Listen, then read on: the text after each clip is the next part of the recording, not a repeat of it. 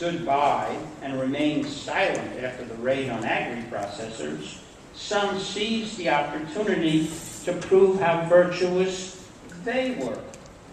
The New York Times lead editorial of August 1, 2008, repeated false allegations of, quote, a host of abusive practices, of rampant injuries, and of exhausted children as young as 13 wielding knives on the killing floor.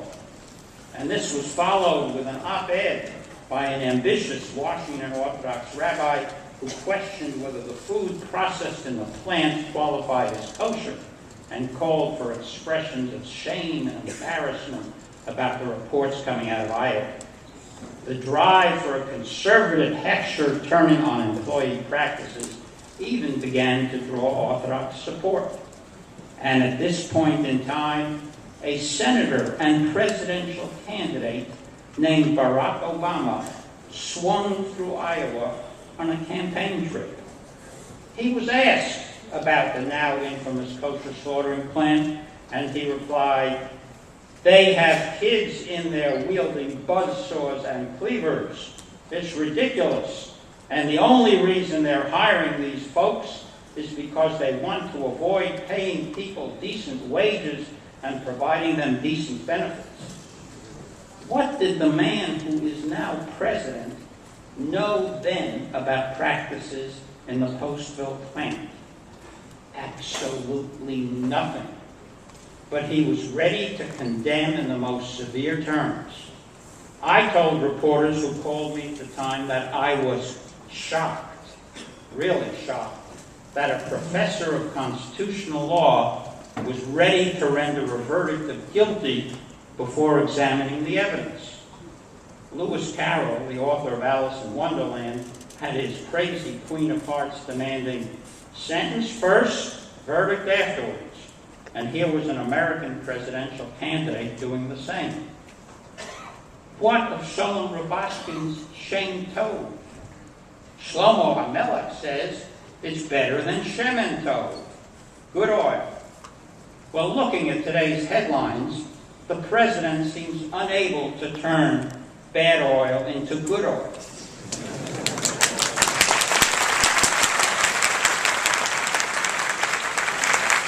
As a first step, he might consider restoring a Shem Tov by apologizing to Shalom Rubashkin, who was recently acquitted by a jury of knowingly hiring minors and disproved the statement that candidate Obama made. This might even be a useful step in restoring Shemen Tov.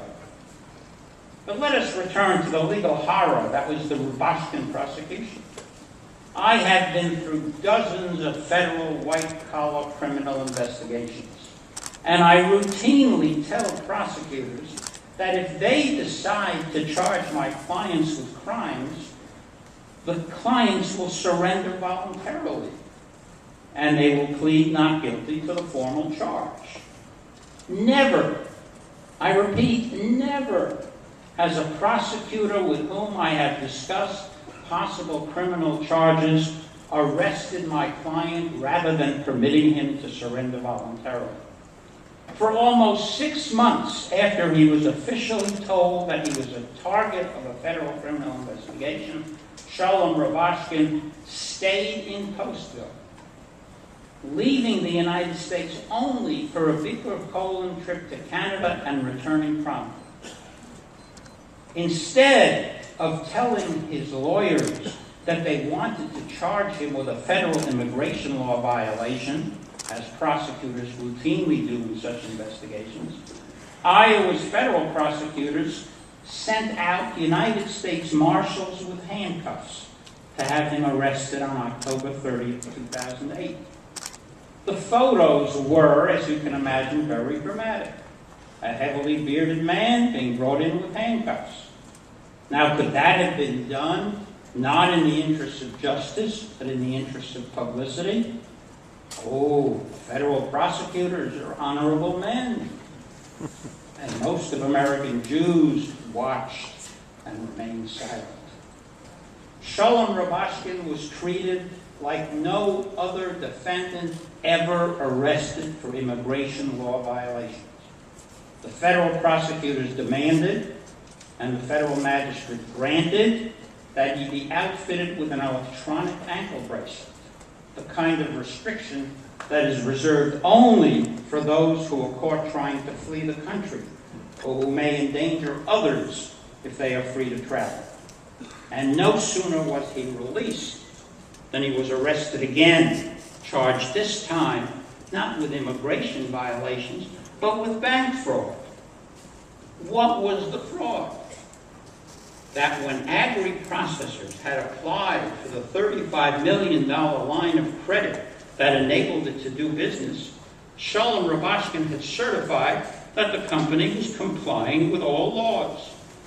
Since it employed illegal aliens, said the federal prosecutors, this was fraud. It was a lie.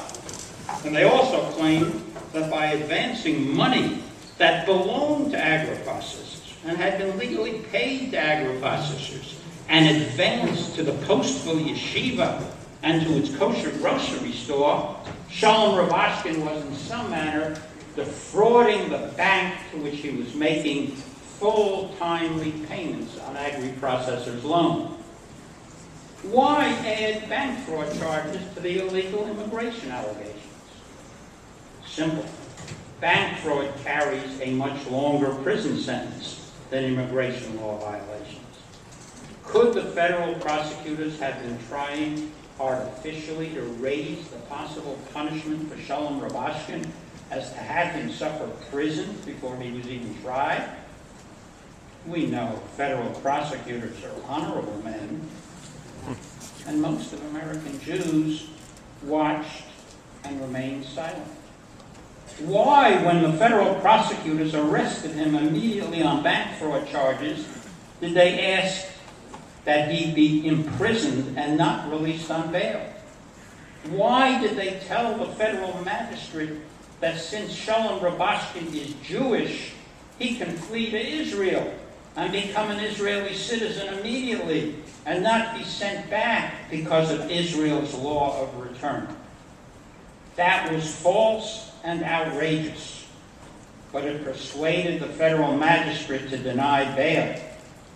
And Shalom Mordechai sat in prison unjustly for 76 days.